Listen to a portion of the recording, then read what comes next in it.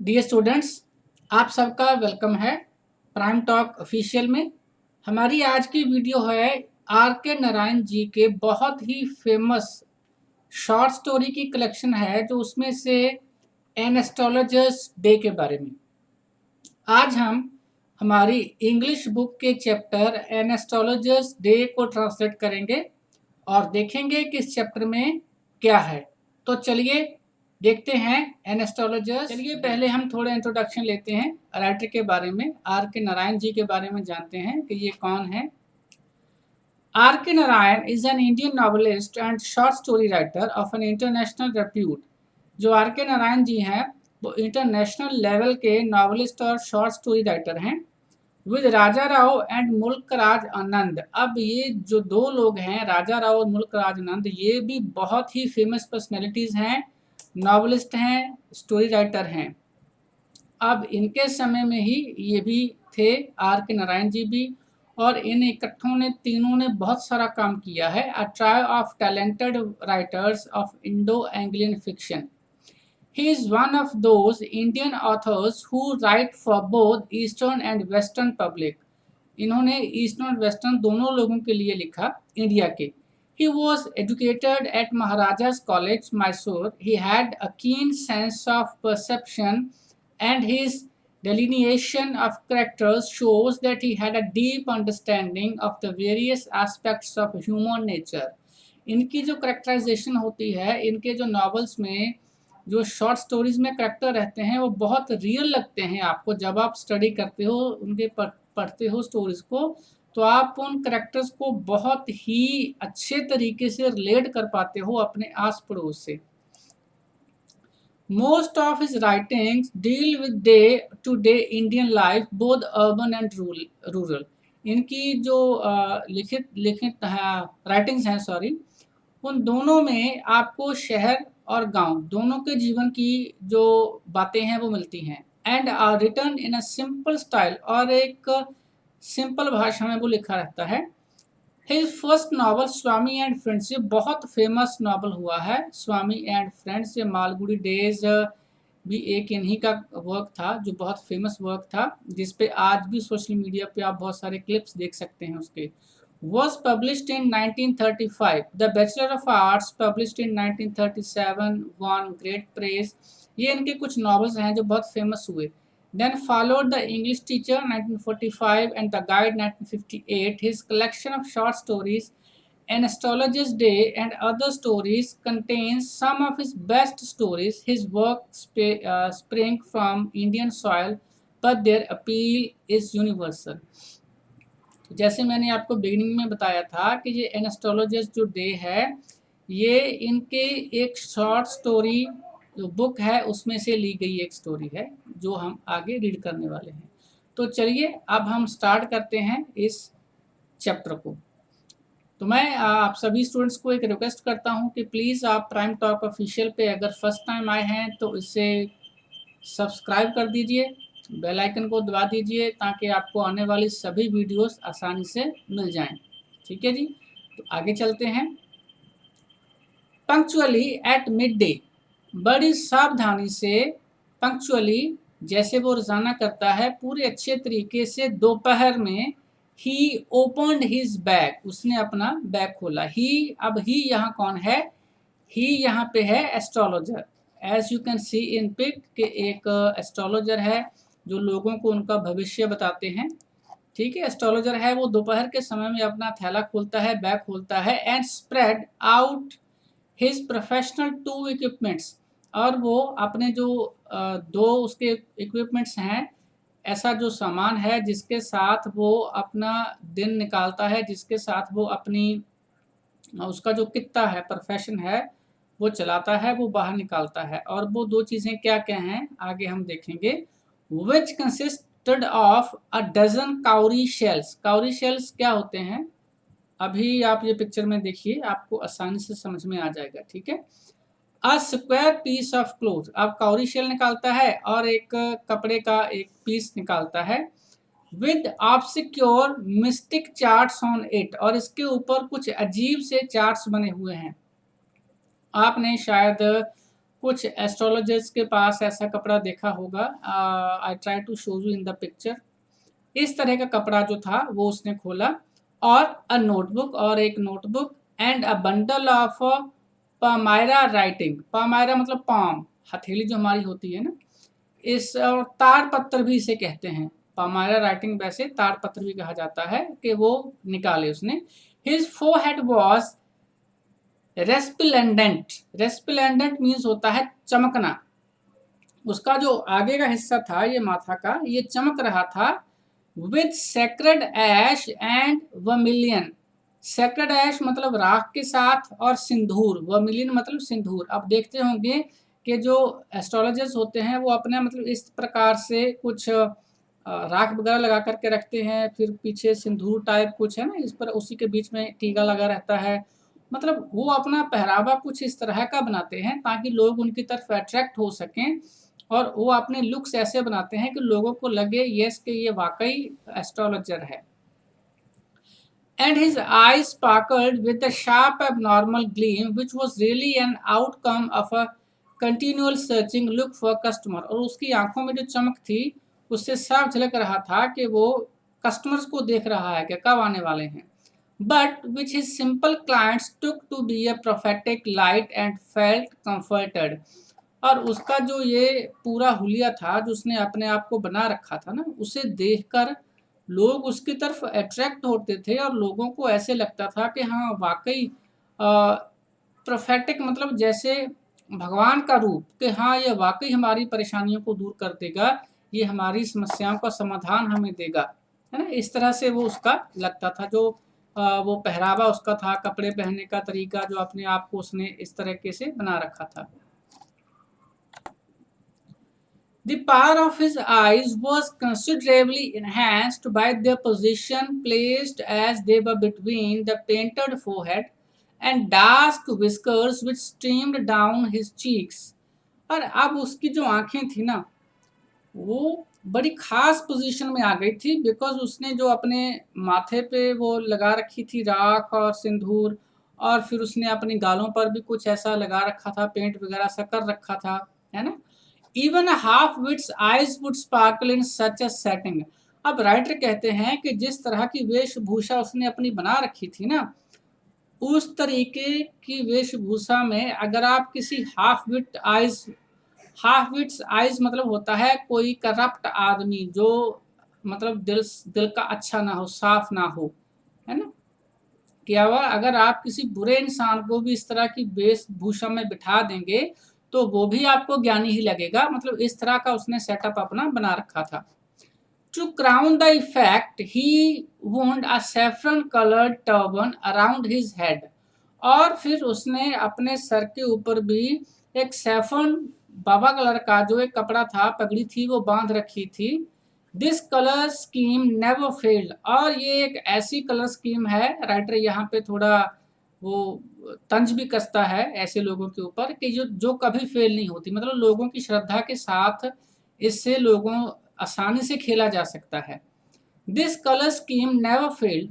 People were attracted to him as bees are attracted to cosmos और dahlia stacks. अब वो कहता है कि उसकी इस तरह की वेशभूषा देखकर लोग उसकी तरफ इस तरह से अट्रैक्ट हो रहे थे जैसे मधुमक्खियाँ अपने जो छत्ता होता है, और दलिया स्टैक्स एक तरह के फूल, ये एक पत्ती का नाम है बेल का, कि उसकी तरफ अट्रैक्ट होते, इस तरह से उसकी तरफ अट्रैक्ट हो रहे थे। He sat under the boughs of a spreading tamarind tree which flanked a path running through the town hall park। अब जहाँ पे वो बैठा था ये वहाँ की डिस्क्रिप्शन है कि कैसी जगह थी। टैमरिंड होता है इमली का पेड़, टैमरिंड ट्री मतलब इमली का पेड़, जहाँ पे वो बैठा हुआ था उसके पास बैठा था। और ये जगह टाउन, यहाँ से टाउन हॉल के लिए रास्ता निकलता था, टाउन हॉल पार्क के लिए। It was a remarkable place in many ways. अब ये जो जगह थी जहाँ पे बैठ रहा था ना, ये बड़ी रिमार्केबल मतलब बहुत अच्छी जगह थी, काफ़ी तरीकों से अच्छी थी। देखते हैं कैसे, क्यों उस जगह को रिमार्केबल कह रहा है writer. A surging crowd was always moving up and down this narrow road morning till night, के जहाँ से लोगों का आना जाना सुबह से लेकर शाम तक लगा ही रहता था, है ना। तो बहुत ये मूविंग प्लेस थी। A variety of traders and occupations was represented all along its way। और वहाँ पे ट्रेडर्स क्या होते हैं, बहुत तरह के दुकानदार, शॉपकीपर्स, और ऑक्यूपेशंस अलग अलग काम करने वाले जो रिप्रेजेंटेटिव, जैसे रेडी फड़ी वाले, कुछ सामान बेचने वाले, कोई शॉपकीपर, वो सभी वहाँ पे थे। तो हर तरह के लोगों का आना जाना इस गली में लगा रहता था। मेडिसिन सेलर, अब कौन कौन थे वहाँ पे, जो मेडिकल्स थे, है ना, दवाइयाँ बेचने वाले थे। Sellers of stolen hardware and junk, वहाँ पे जो चोरी का सामान बेचने वाली दुकानें भी थी, चोर बाजार जिसे कहते हैं। जंक जो कबाड़ का पुराना सामान रहता है वो बेचने वाले भी थे। मैजिशियंस, जादूगर भी थे, जादू दिखाने वाले लोग बैठे थे। एंड अबव ऑल, और इन सबसे ऊपर, an auctioneer of cheap cloth, और वहाँ पे सस्ते कपड़े बेचने वाला भी था। Who created enough din all day to attract the whole town, और वो पूरा दिन ऊंची ऊंची बोल करके लोगों को अपनी तरफ अट्रैक्ट करता रहता था। आपने देखा होगा कि जो आप बाजार में अगर जाएं मार्केट में, तो जो सामान वाले बेचने वाले लोग होते हैं ना, वो आवाज़ लगाते हैं ऊंची ऊंची अपनी तरफ लोगों को बुलाने के लिए। तो ये जो पुराने कपड़े बेचने वाला था, ये लोगों को बहुत ऊंची ऊंची आवाज़ में बुलाता था। Then next to him in vociferousness came a vendor of fried groundnut, और वहां पे कुछ फ्राइड ग्राउंडनट बेचने वाला भी एक वेंडर बैठा हुआ है। Who gave his ware a fancy name each day, और जो अपने सामान को रोजाना एक नया सा फैंसी नेम दे करके बेचता है। तो क्या क्या कहता है वो अपने सामान को, ग्राउंडनट्स को? कभी वो कहता है कि बॉम्बे आइसक्रीम ले लो। तो आपने सुना होगा ना कि कई बार जो केले वगैरह बेचने वाले होते हैं, तो वो केलों को गार्डर केले ले लो, बड़े बड़े केले, है ना, ये ऐसे ऐसा कुछ ना कुछ नए नए नामों से अपने सामान को बेचने के लिए पुकारते हैं। तो इसी प्रकार से वो जो ग्राउंड नट बेचने वाला था, वो अपने सामान को कभी तो बॉम्बे आइसक्रीम बोलता था, और कभी वो कहता था कि दिल्ली आलमंड, के दिल्ली के बादाम ले लो, और फिर कभी कहता था राजाज delicacy, and so on and so fourth. और वो हर दिन अपने सामान को एक नए नाम के साथ लोगों के सामने लेकर के आता था। एंड पीपल फ्लॉक्ड टू हिम, और पीपल फिर उसकी वो इस कला की वजह से, नए नए नामों की वजह से उसके आसपास इकट्ठे हुए रहते थे। A considerable portion of this crowd allied before the astrologer's tour। अब इन सभी लोगों के द्वारा इकट्ठा किया गया जो क्राउड है, उसका कुछ हिस्सा इस एस्ट्रोलॉजर के पास भी आ जाता था, क्योंकि ये उन सभी के बीच में बैठा हुआ था। The astrologer transacted his business by the light of a flare which crackled and smoked up above the groundnut heap nearby। अब क्या था कि जिस एरिया में ये बैठा था, वहाँ इसके पास कोई लाइट नहीं थी। इसका जो धंधा था, ये कैसे विजिबल होता था? जब थोड़ा अंधेरा हो जाता था शाम के समय को, या कैसे भी, या दिन के समय में भी। अब ये इसकी दुकान अट्रैक्टेड लगती थी कैसे, कि वो जो ग्राउंड नट बेचने वाला था ना, मूंगफली वाला, वो अपने पास एक फ्लेयर जगा के रखता था, मशाल जिसे हम बोलते हैं। You can see in the pic, image में आप देख सकते हो तस्वीर में, कि फ्लेयर वो जगा के रखता था, उसी की रोशनी इस पे भी पड़ती थी, है ना। देन हीप होता है ढेर, ग्राउंड नट हीप, जैसे ग्राउंड नट का ढेर बड़ा सा, उसे हीप बोलते हैं। Half the enhancement of the place was due to the fact that it did not have the benefit of municipal lighting। और वहाँ पे जो म्यूनिसिपल लाइटनिंग का कोई प्रबंध नहीं था, सभी लोग अपनी अपनी लाइटिंग ही करते थे अलग अलग तरीकों से। कैसे? The place was lit up by the shop lights, वो अलग अलग दुकानों की लाइट से ही जलती थी। मतलब पब्लिक जो गवर्नमेंट है, गवर्नमेंट की तरफ से या वहाँ की म्यूनिसिपलिटी की तरफ से कोई प्रबंध नहीं किया गया था रोशनी का। 1 or 2 had hissing gas light, और इक्का दुक्का लोगों दुकानदारों के पास गैस लाइट थी। जैसे छोटे से सिलेंडर आपने देखे होंगे, उनके ऊपर एक लैंप सा लगा रहता है, उसे क्या बोलते हैं? Gas light. Some had naked flare stuck on poles, on naked flare के जलती हुई आग, जिसको किसी भी लैंप से या किसी भी कांच से कवर नहीं किया गया, ओपनली जलती हुई आग पोल के ऊपर रखी रहती थी। Some were lit up by old cycle lamp, और कुछ ने अपने साइकिल्स के ऊपर लैंप लगा रखे थे। And 1 or 2 like astrologers managed without light of their own, और कुछ लोग एस्ट्रोलॉजर के जैसे थे जो खुद की लाइट लेके ही नहीं आते थे और दूसरों की लाइट से ही काम चला लेते थे, कुछ ऐसे लोग भी थे, है ना। तो अब आगे देखते हैं कि क्या दृश्य बनता है। It was a bewildering crisscross of light rays and moving shadows.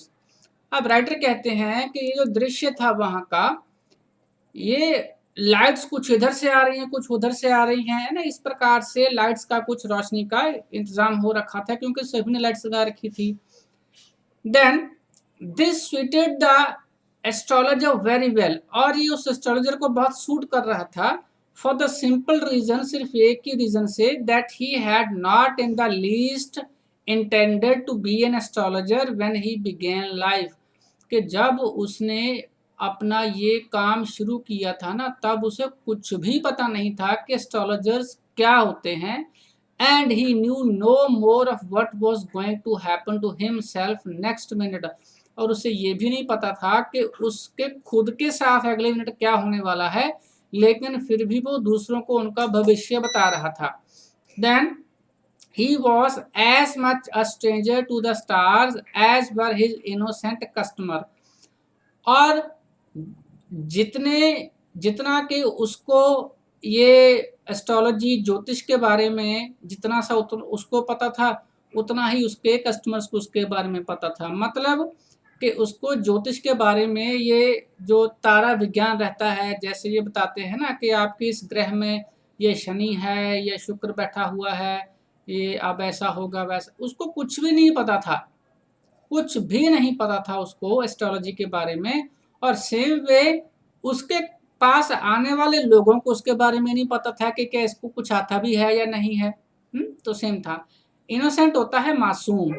Yet he said things which pleased and astonished everyone, but फिर भी वो लोगों से ऐसी चिकनी चुपड़ी बातें करता था जिसे सुनकर लोग खुश हो जाते थे और एस्टॉनिश्ड मतलब सेटिस्फाई हो जाते थे, उसकी तरफ अट्रैक्ट हो जाया करते थे।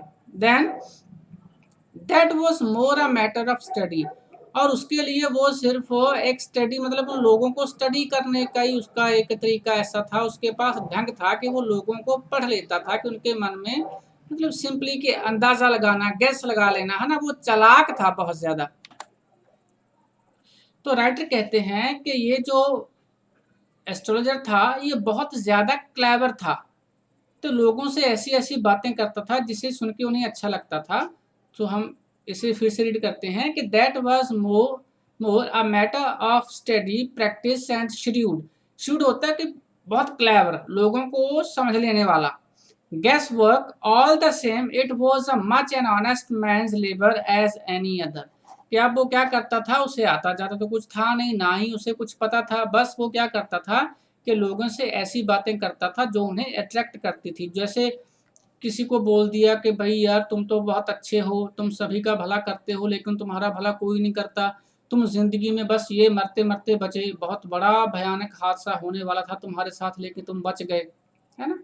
तुम्हारे पास धन आता तो बहुत है लेकिन रहता नहीं है। अब ये ऐसी बातें हैं जो सभी पे लागू होती हैं।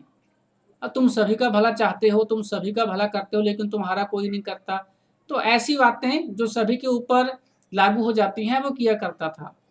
Then and he deserve the wages he carried home at the end of a day, और इस तरह से फिर वो लोगों से बातें बातें करके उनसे पैसे ऐंठ लेता था जो फिर शाम को वो घर लेके जाता था। वेजेस मतलब जो वो कमाई करता था। He had left his village without any previous thought or plan, और जब उसने अपना गांव छोड़ा था, अब वो किसी और शहर में आके ये काम चला रहा है। जब उसने अपना गांव छोड़ा था, घर छोड़ा था, तब उसके पास कोई प्लान नहीं था कि वो आगे चल के क्या करने वाला है। He had left his village without any previous thought or plan. If he had continued there, he would have carried on the work of his forefathers, namely tilling the land, living, marrying, and ripening in his cornfield and ancestral home. अब वो कहता है कि अगर उसने अपने भविष्य के बारे में कुछ प्लान किया होता या फिर वो शहर को छोड़ के नहीं आया होता, तो वो भी अपने पिता पुरखों वाला काम ही कर रहा होता, यानी कि खेतों में काम कर रहा होता, फसल बीज रहा होता, फसल काट रहा होता, ये सारे काम वो कर रहा होता। एंसेस्ट्रल्स होते हैं जो खानदानी बड़े बुजुर्ग, दादा परदादा। देन हाँ, but that was not to be, but अब उसकी किस्मत में वैसा करना नहीं था। He had to leave home without telling anyone, उसे किसी को बिना बताए ही घर छोड़ना पड़ा। And he could not rest till he left it behind a couple of 100 miles, और वो तब तक नहीं रुक सकता था कि जब तक वो अपने घर से सैकड़ों किलोमीटर दूर न चला जाए। अब इसका क्या रीज़न है वो हमें आगे चल के पता चलेगा कि वो अपने घर से इतनी दूर अचानक से क्यों आ गया। To a villager, it is a great deal as if an ocean flowed between. अब वो कहते हैं कि ये एक गांव देहात के इंसान के लिए बहुत बड़ी बात थी अगर किसी दूसरे शहर में आके उसको इतनी प्रसिद्धि मिल जाए, इतने लोग उसके पीछे लग जाएं तो। He had a working analysis of mankind's trouble, marriage, money and the tangles of human ties. अब वो क्या करता था कि उसको अब काफ़ी समय थोड़ा काम करने के बाद पता लग गया था कि लोगों की समस्याएं क्या हैं, जैसे कि शादी, और किसी की शादी नहीं हो रही, किसी की शादी अच्छी नहीं चल रही, किसी की शादी टूट रही है, और पैसे का झंझट, किसी के पास आ नहीं रहा, किसी को कमाई नहीं हो रही, and the tangles of human ties, ऐसे कुछ जो रोज़मर्रा की ज़िंदगी में छोटी छोटी समस्याएं परेशानियां रहती हैं। Long practice had sharpened his perception. अब इतने लंबे समय, काफ़ी समय उसको हो गया था इस प्रोफेशन में, कि इतनी लंबी प्रैक्टिस के बाद अब वो परसेप्शन होता है लोगों को के बारे को ऑब्जर्व करना, उसकी ऑब्जर्वेशन, उसके जो अंदाज़ा लगाने का जो तजर्बा था बहुत ज़्यादा हो गया था, स्टीक हो गया था। Within 5 minutes he understood that what was wrong, और उसे 5-4 मिनट में ही पता चल जाता था कि सामने वाला क्या सुनना चाहता है, उसके साथ क्या हो गया है। He charged 3 pice पर क्वेश्चन। अब वो क्या करता था कि वो 3 पैसे लेता था उस समय की, जो पुराने समय की बात है ये, 3 पैसे लेता था एक प्रश्न का उत्तर देने के लिए। Never opened his mouth till the other had spoken for at least 10 minutes, which provided him enough stuff for a dozen answers and advices.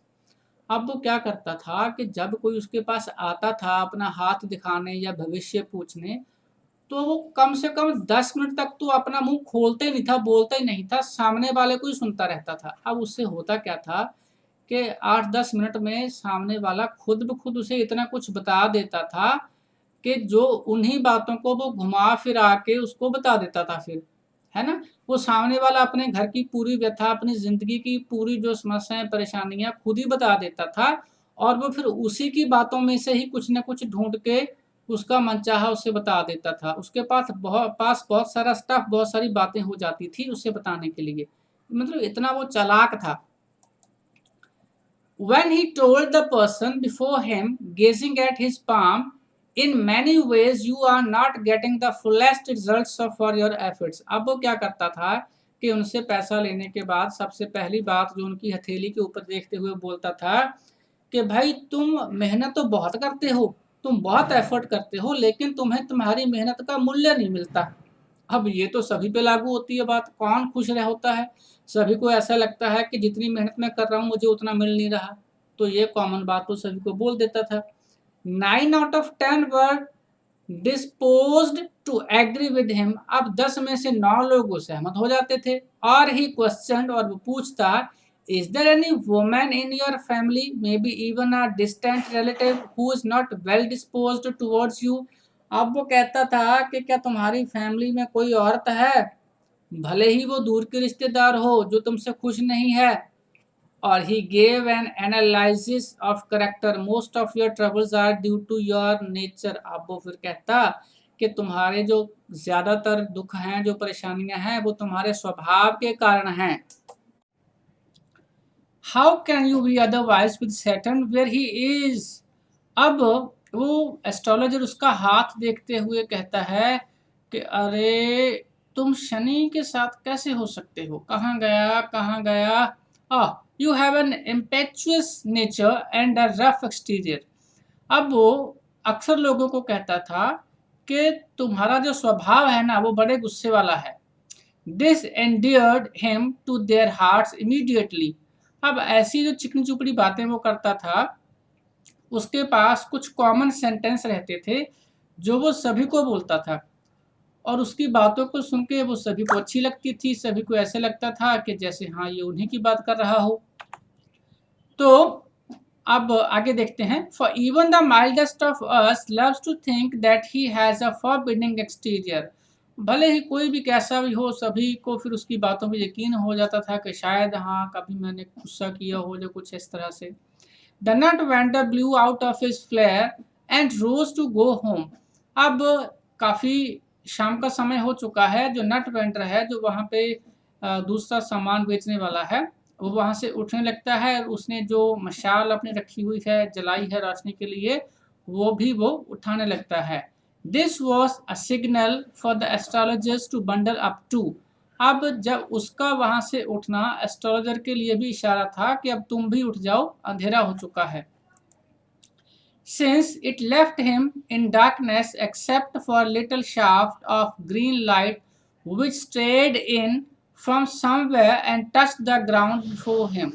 अब नट वेंडर के चले जाने के बाद, नट वेंडर मतलब जो कुछ भी मूंगफली गिरियाँ या कुछ इस तरीके के सामान बेचने वाला, उसके चले जाने के बाद उसके पास एक कुछ हरी ग्रीन कलर की रोशनी आती है। अब वो कहाँ से आती है ये नहीं पता, बस थोड़ी सी किधर से कहीं से आ रही है। अब उसी के सहारे वो वहां पे बैठा हुआ है। He picked up his cowrie shells and paraphernalia। अब क्या करता है कि वो वहां से अपना सामान उठाने लगता है। सामान क्या है? काउरी शेल, जैसे सिप्पियन टाइप कुछ उसके पास रखी हुई थी, और पैराफ्रेनेलिया। अब पैराफ्रेनेलिया का मतलब डियर स्टूडेंट्स होता है कि जब आप किसी खास काम के लिए कुछ भी सामान जुटाते हो, जो भी आपके टूल्स हैं, जो भी आपके पास इंस्ट्रूमेंट्स हैं, जो भी आपके पास चीज़ें हैं, वस्तु हैं, जो आप किसी खास काम के लिए, खास पर्पस के लिए यूज़ करते हो, उन सभी वस्तुओं को, सभी चीज़ों को पैराफर्नेलिया कहा जाता है। तो अब उसके पास पैराफर्नेलिया क्या था? हमने देखा था काउरी शेल्स थे, कुछ ताड़पत्र थे उसके पास, है ना, कुछ एक कपड़ा था, है ना। तो ये सारा सामान वो अब समेटने लगता है। And was putting them back into his bag when the green shaft of light was blotted out. He looked up and saw a man standing before him. अभी वो जाने ही वाला होता है कि तभी जो ग्रीन कलर की शेडोज पे पड़ रही है, उसी के सामने कुछ आके खड़ा हो जाता है।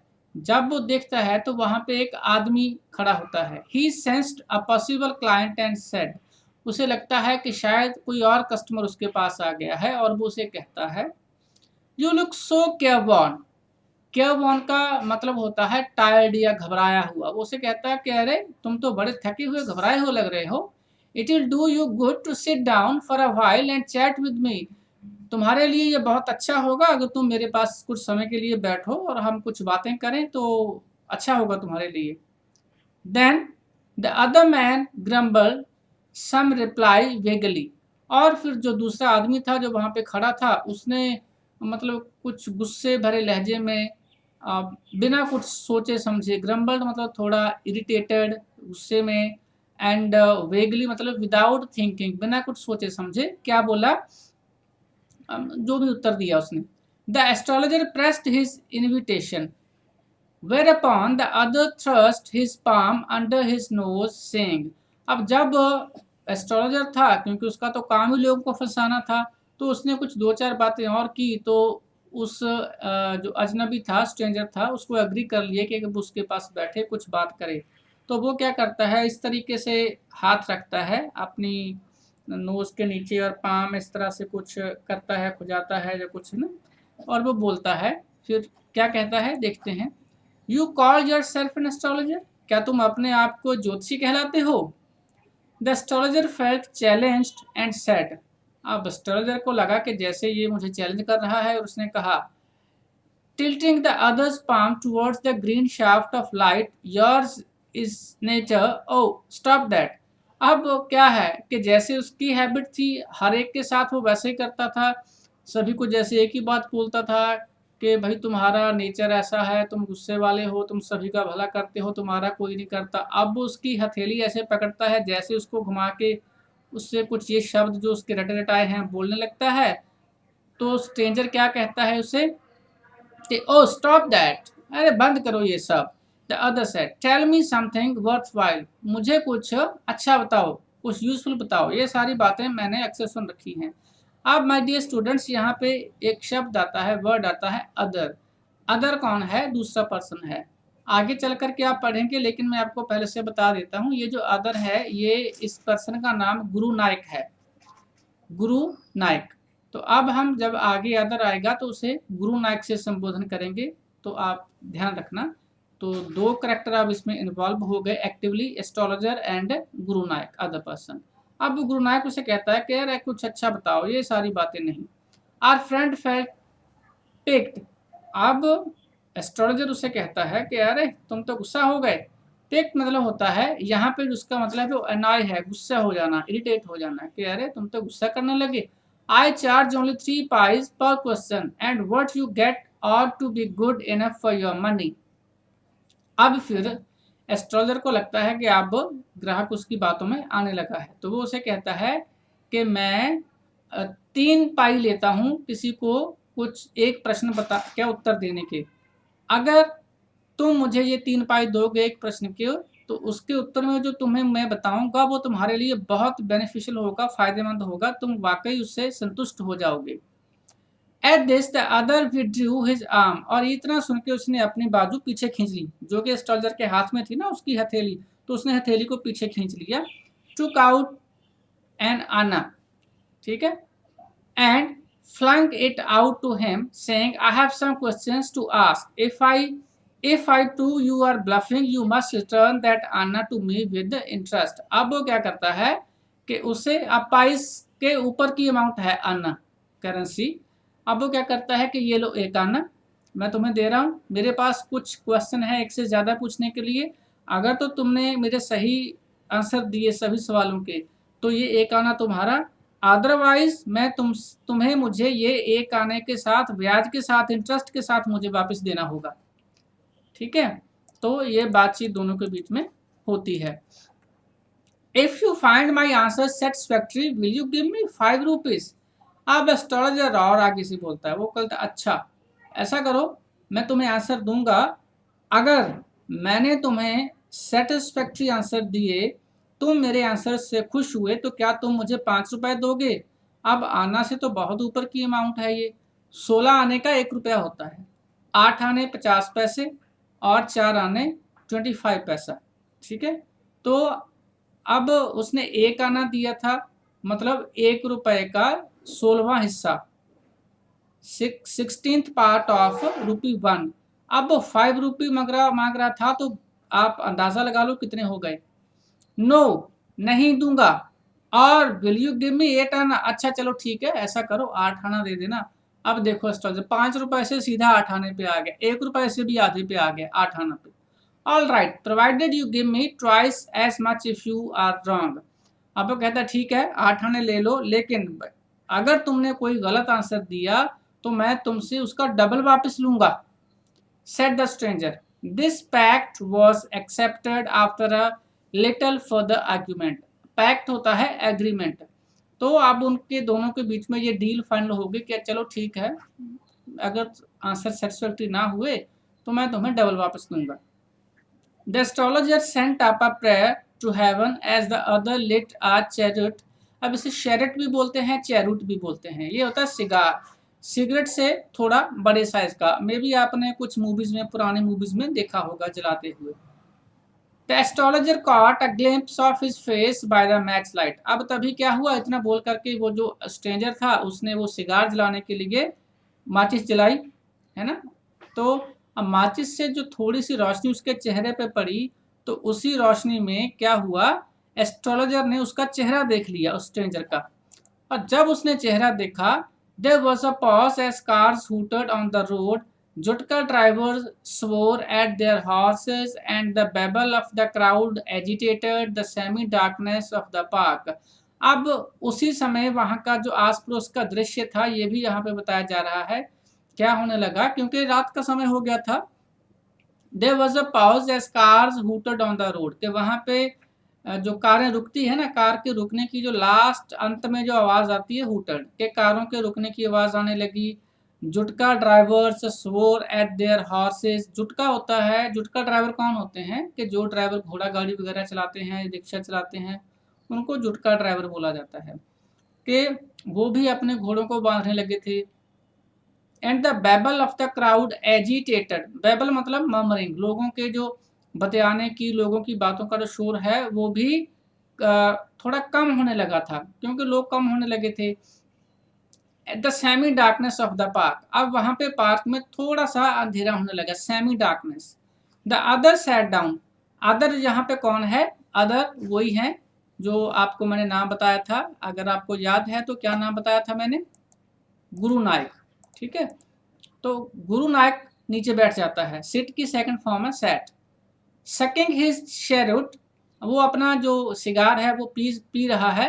Puffing out sat there ruthlessly, the astrologer felt very uncomfortable. Here, take your Anna back. I'm not used to such challenges.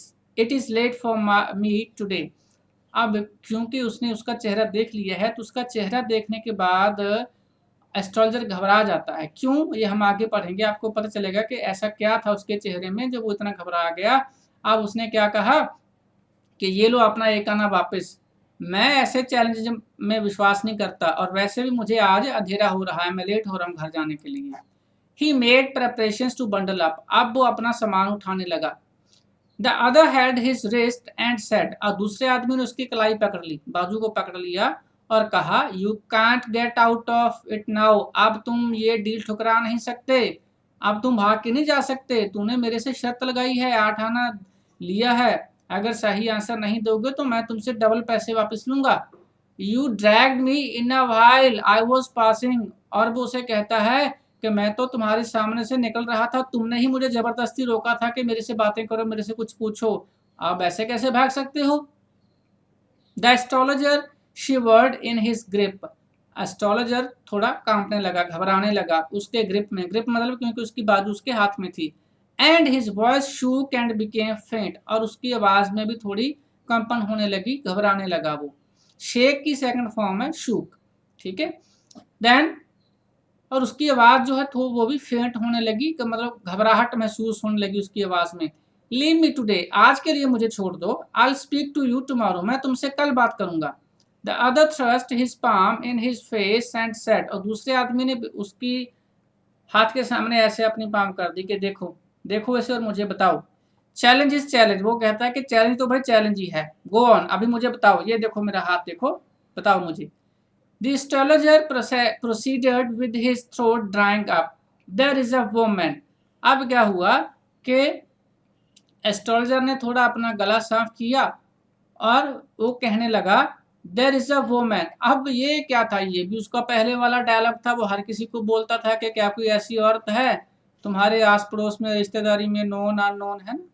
अब वो फिर से क्या कहता है, उसे गुरु नायक बोलता है, अरे चुप कर जाओ, स्टॉप इट, कुछ और बताओ। Said the other, I don't want all that, मुझे ये सब नहीं सुनना है। Shall I succeed in my present search or not. अब गुरु नायक मतलब अदर पर्सन से कहता है कि मुझे ये बताओ कि मैं जिस काम के लिए अभी घर से निकला हूँ वो काम पूरा होगा, मुझे उसमें कामयाबी मिलेगी क्या? आंसर दिस एंड गो, मुझे बस ये बताओ और भाग जाओ। Otherwise I not let you go till you disgorge all your coin. Disgorge होता है सरेंडर कर देना, वापस देना। तो वो कहता है कि अगर तो तुम मुझे ये आंसर बता दो, या फिर तुम्हारे पास जितने भी पैसे हैं ये सारे मुझे वापस कर दो, मैं सारे तुमसे छीन लूंगा जितने भी तुमने अब तक कमाए हैं सुबह से। The astrologer muttered a few incantations. Muttered मतलब मुंह में गुनगुनाना, कुछ न कुछ ऐसे, जैसे आपने सोचा होगा कुछ ना ऐसे ज्योतिषी जो रहते हैं कुछ मंत्र जाप करते हैं, मुंह में बोलते हैं, ऐसे ऐसे कुछ करते हैं, आपने देखा होगा है ना। इंसेंटेशंस होते हैं मंत्र जो जाप करते हैं किसी भी तरह के। एंड रिप्लाइडर कहा, ऑल राइट, ठीक है मैं बोलता हूँ, अब सुनो। But will you give me a rupee if what I से इज कन्विंसिंग। अब वो और डील करता है, उसे कहता है कि अच्छा बता देता हूं, क्या तुम मुझे 1 रुपया दोगे एक सवाल का, अगर मैंने जो तुम्हें बताया वो तुम्हें सच लगा तो? Otherwise I will not open my mouth, और नहीं तो फिर मैं मुंह नहीं खोलूंगा अपना। And you may do what you like, और तुम्हें जो करना है कर लेना। After a good deal of haggling, haggling का मतलब बार्गेनिंग है ना, जैसे हाँ इतना नहीं इतना दूंगा, ऐसे नहीं ऐसे करूंगा, ये सब करने के बाद उनके बीच में वो एक डील होगी कि चलो ठीक है 1 रुपया ले लेना, बताओ। द एस्ट्रोलॉजर सेड, उसने कहा कि you were left for dead, am I right, कि तुम्हें एक बार किसी ने मरते हुए छोड़ दिया था, तुम्हें मार दिया था लेकिन तुम बच गए, क्या ये ठीक है? टेल मी मोर, हाँ हाँ हाँ और बताओ और बताओ। अब उसे बिल्कुल सच लग रहा है और वो कह रहा है कि हाँ हाँ हाँ यार ये तो सच है, और बताओ मुझे। A knife has pass through you once, एक बार तुम्हारे बॉडी में किसी ने छुरा घुसा दिया था। Said the astrologer, good fellow, अरे तुम तो वाकई में सच्चे हो। He bared his chest to show the scar, और वो एक्साइटेड होकर के अपने ऐसे कपड़े उतार करके उसे अपनी छाती दिखाने लगा कि ये देखो हाँ उसी चाकू का निशान भी है मेरी बॉडी पे। व्हाट एल्स, और बताओ और बताओ। And then you were pushed into a well nearby in the field, और वो फिर कहता है कि तुम्हें चाकू से वार करने के बाद तुम्हें एक कुएं में धकेल दिया गया था, कुएं में गिरा दिया गया था। You were left for dead, तुम्हें मरने के लिए छोड़ दिया गया था। I should have been dead if some passers-by had not a chance to peep into the well, exclaimed the other overwhelmed by enthusiasm. और जब एस्ट्रोलॉजर ने उसे ऐसा बताया तो जो दूसरा पर्सन था जो उससे पूछ रहा था, मतलब गुरु नायक, और वो पूरा एक्साइटेड होते हुए जो इसके साथ बोला कि हाँ हाँ तुम बिल्कुल सही कह रहे हो, मैं तो मर ही गया होता कि अगर वहां से गुजरने वाले लोगों ने अगर कुएं में ना झांका होता। पीप होता है झांकना, ऐसे मतलब देखना कुछ तरह ना, तो उन्होंने मुझे बचा लिया। When shall I get at him, अब वो पूछता है कि अच्छा अब तुम ये बताओ यार मुझे कि जिसने मुझे छुरा घोंपा था वो मुझे मिलेगा कब? He asked, clenching his fist. Clenching his fist मतलब आपने देखा होगा कि आदमी गुस्से में जब अपनी ऐसे जो हथेली को अपनी दूसरी मुट्ठी पे ऐसे मारता है उसे बोलते हैं क्लेंचिंग, के ऐसे अपनी मुट्ठी में भींचता हुआ ऐसे हाथ को मारता हुआ गुस्से में पूछता है कि अब मुझे ये बताओ कि वो मुझे मिलेगा कब? In the next world, answer the astrologer, वो कहता है कि अरे वो तो अगले जन्म में मिलेगा। He died 4 months ago in a far of town, वो कहता है कि अरे वो तो 4 महीने पहले ही मर गया है। You will never see any more of him, तुम उसे अब कभी नहीं देख पाओगे। The other ग्रोन्ड on hearing it, और दूसरे बंदे ने थोड़ा मतलब दुख की सांस ली इस पे ये सुन के कि हाँ वो मर गया। दुख इसलिए कि क्योंकि वो उसे खुद मारना चाहता था। द एस्ट्रोलॉजर प्रोसीडेड, अब एस्ट्रोलॉजर आगे बोलता है, गुरु नायक यू नो, गुरु नायक, अब जब वो उसे एक नाम से बुलाता है ना तो फिर वो क्या कहता है, अरे यू नो माई नेम, क्या तुम मेरा नाम भी जानते हो? The other said, taken aback, वो थोड़ा ऐसे पीछे होते बोला कि अरे तुम मेरा नाम भी जानते हो? अब वो क्या कहता है कि as I know all other things, जैसे कि मुझे तुम्हारे बारे में बाकी सारी चीजें पता है उसी तरीके से मुझे तुम्हारा नाम भी पता है कि तुम गुरु नायक हो। लिसन केयरफुली, गुरु नायक अब मेरी बात ध्यान से सुनो। Listen carefully to what I have to say, जो मुझे तुम्हें बताना है उसे ध्यान से सुन लो। Your village is 2 days journey due north of this town, इस शहर से तुम्हारा गांव 2 दिन की दूरी पे है। Take this magic powder and be gone, ये मैजिक पाउडर ले लो और यहाँ से चलते बनो, भाग जाओ।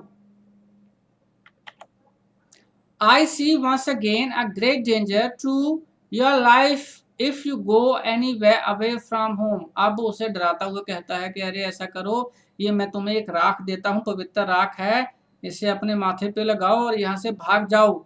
मैं देख पा रहा हूँ कि तुम्हारे भविष्य में देख पा रहा हूँ कि तुम्हारी जिंदगी में अभी एक और बड़ा खतरा है, अगर तुम अपने घर से बाहर निकले तो मारे जाओगे। He took out a pinch of sacred ash and held it to him, उसने मतलब वो राख निकाली उसे पकड़ाते हुए बोला कि rub it on your forehead and go home, अपने से माथे पे लगाओ और अपने घर चले जाओ। Never travel south word again, कभी भी इस तरफ मत आना, साउथ की तरफ कभी यात्रा मत करना। And you live to be 100, तब तुम 100 साल तक जी पाओगे। Why should I leave home again, the other said reflectively, अब उसने कहा है मैं क्यों गांव छोड़ूंगा अपना। I was only going away now and then to look for him and to choke out his life if I met him, वो कहता है कि मैं तो इसलिए निकला था कि मैं उस आदमी को ढूंढ सकूं और उसको मार सकूं। अदरवाइज मैंने किस लिए घर से निकलना है। ही शूक हिज हेड रिग्रेटफुली, अब उसने पछतावे के साथ अपना वो वहां से निकल दिया। He has escaped my hands, अब वो कहता कि अरे वो मेरे हाथ से निकल गया। I hope at least he died as he deserve, अब वो कहता चलो कि मुझे इस बात की तो खुशी है कि वो मर गया क्योंकि उसे मरना ही चाहिए था। Yes said the astrologer, he was crushed under a lorry, वो कहता है कि हाँ हाँ अरे वो तो एक लॉरी के नीचे दब के मर गया। The other looked gratified to hear it, और दूसरा जो था मतलब गुरु नायक जो था उस ऐसा लग रहा था कि जैसे उसे उसकी मौत की खबर सुन करके बहुत खुशी हो रही थी।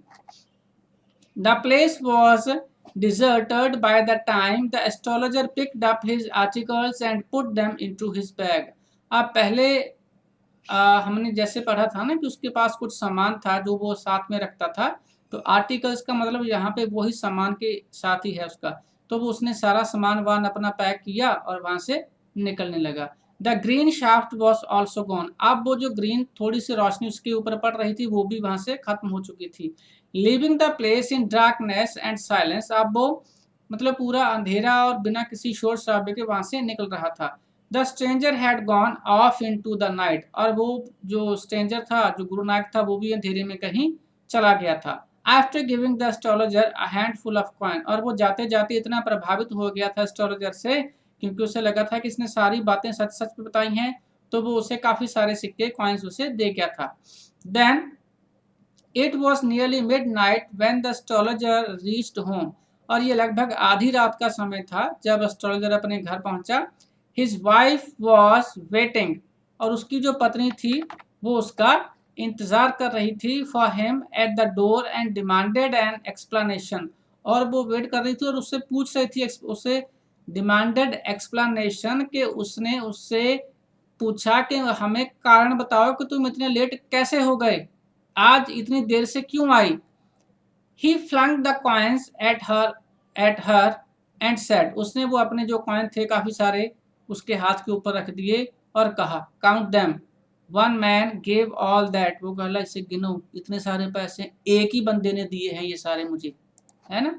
I thought I had the blood of a man on my hands all these year, अब वो उसे आगे बताता है पत्नी को, वो बोलता है कि इतने सालों से मैं ये सोच रहा था कि मैंने किसी का खून किया है।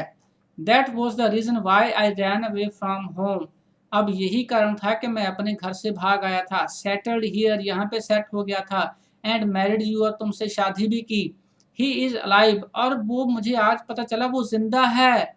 She gasped, you tried to kill, अब उसकी पत्नी बोलती है अरे अरे तुमने किसी को मारने की कोशिश की।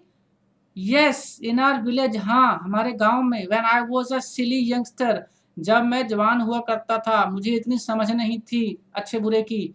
वी ड्रैंक गैम्बल्ड, हमने बहुत शराब पी, जुआ खेला। एंड क्वर्ल्ड बैडली वन डे, और किसी के साथ बहुत बुरी तरह से झगड़ा किया। Why think of it now, लेकिन मैं अभी ऐसा क्यों सोच रहा हूँ। टाइम टू स्लीप, अब तो सोने का समय है। ही सेड यॉर्निंग, यॉर्निंग मतलब उबासी लेना, है ना। And stretched himself on the cot, और वो बिस्तर पे लेट गया सोने के लिए। तो दिस वाज द चैप्टर। अब आप समझ गए होंगे कि इसमें क्या था कि वो गुरु नायक वो पर्सन था जिसको इस एस्ट्रोलॉजर ने कभी मारने की कोशिश की थी, इसीलिए इसको ये सब उसके बारे में पता था, वरना ये कौन सा सच में एस्ट्रोलॉजर था।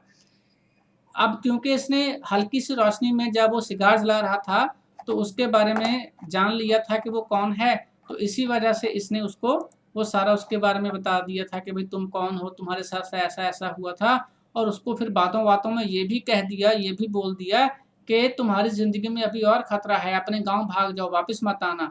और उसे ये भी यकीन दिला दिया कि जिसे वो ढूंढ रहा है मतलब ये एस्ट्रोलॉजर खुद वो मर चुका है। ठीक है।